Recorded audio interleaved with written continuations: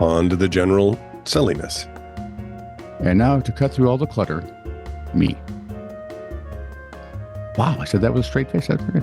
The clutter cut. Thanks for joining us today. If you haven't liked, subscribed, or followed This Is Truly News, you obviously are not getting the gist. You're not helping. Well, you're not hurting, but you're not helping. Right. So please hit the like button and then go to every other computer you can find, sign on with everybody else's passwords, and like us then too. That would be good for us, and it would frustrate the snot out of the algorithm people. And I don't have any problem with that.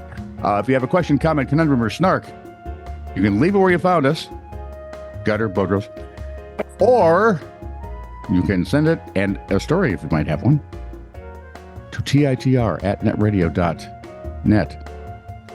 Work. That was fine. My William Shatner. This is True, Really News with Scott Combs and Tony Vercanis. All the news you're about to hear is true, Really? as far as you know. Okay, you just reminded me of the story Michael Caine told. Oh, shoot. Now I can't remember the text. Sucks to get old, doesn't it, dude? It really does. I had this great thing I was all set to tell Robin. Yeah. It's like moments before she's going to get home. Yep. Gone. Yep. To this day, I don't remember what it was. Anyway, Michael Caine says, tell you a funny story about Duke Wayne. We were at some industry event and people we were fundraising and somebody said, I'll pay $50,000 if Duke Wayne will read some Shakespeare.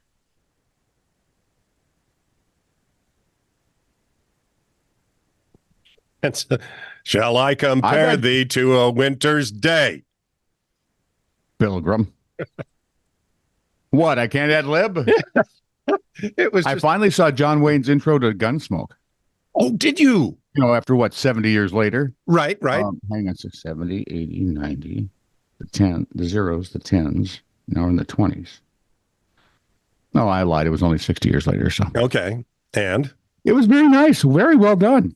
Almost self-deprecating, sort of.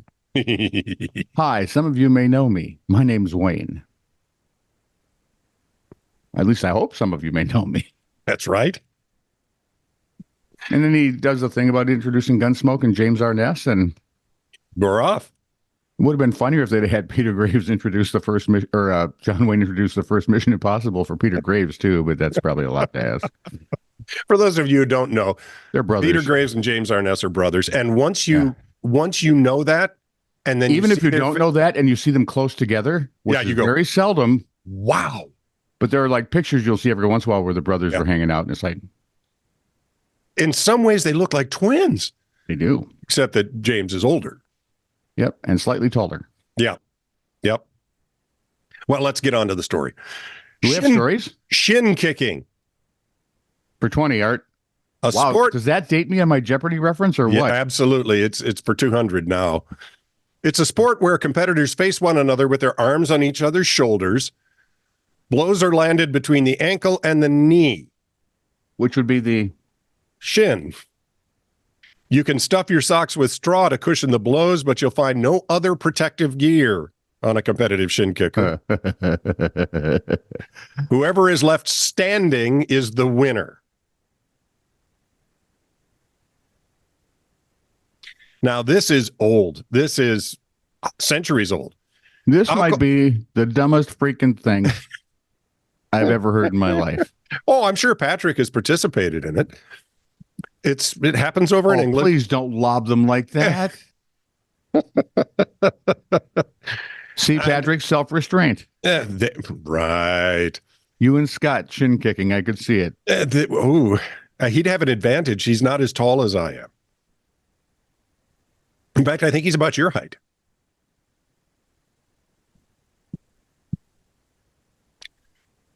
Alcohol is banned on the Hill where people participate these days. Let's see how continental YouTube is. But people who became, where is it? No.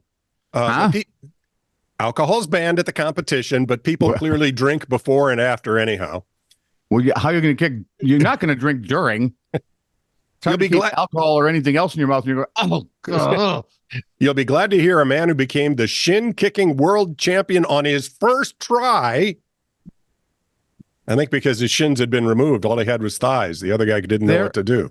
There are people who do this more than once. There's a guy who won it like 4 years in a row.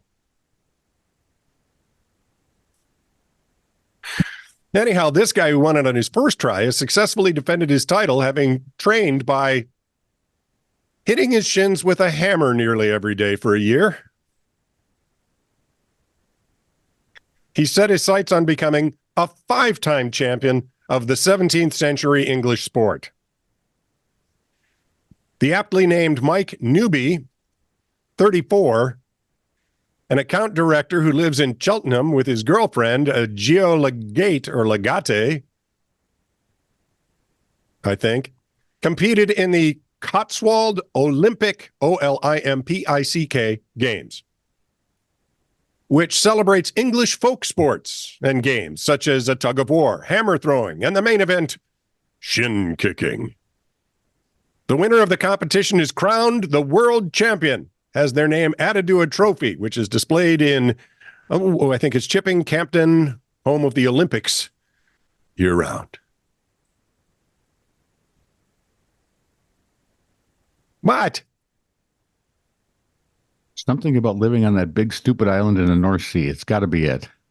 Take a bunch of people who can't handle their emotions, stick them on an island for 1,000 years. Why don't we just send Chuck Norris over there once?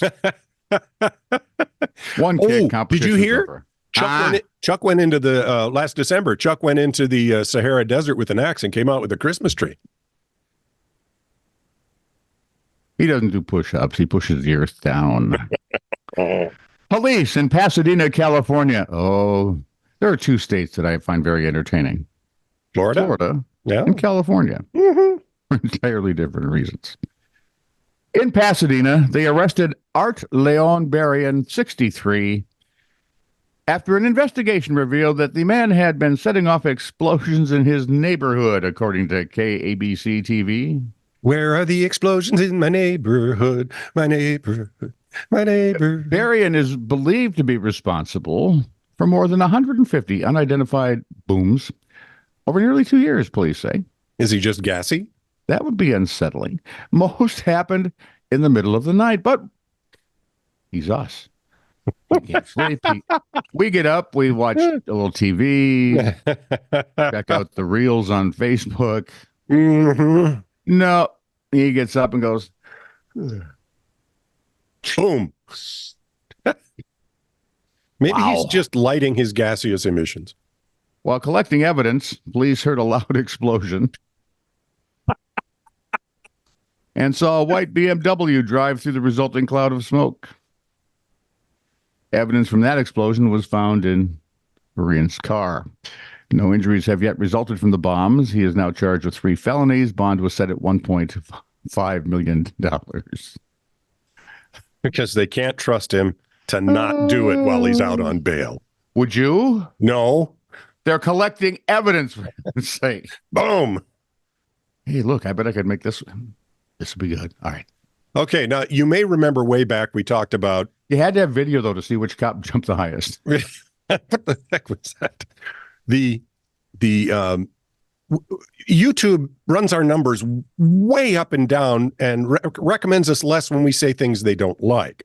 Mostly if it's something of a violent nature or something that refers to what we euphemistically say as your sandwich hitting the floor. Yeah. Toes up. Pushing up the daisies. Joining the choir invisible. Being deleted from the census. Leaving this mortal coil. So, here's a whole story. Unless you're Charlie Coyle, then don't leave. Yeah, then please. If I was Charlie Coyle now, I'd name my first kid Mortal. Sorry. And tell him never shuffle. Never ever shuffle. No, shuffling's bad.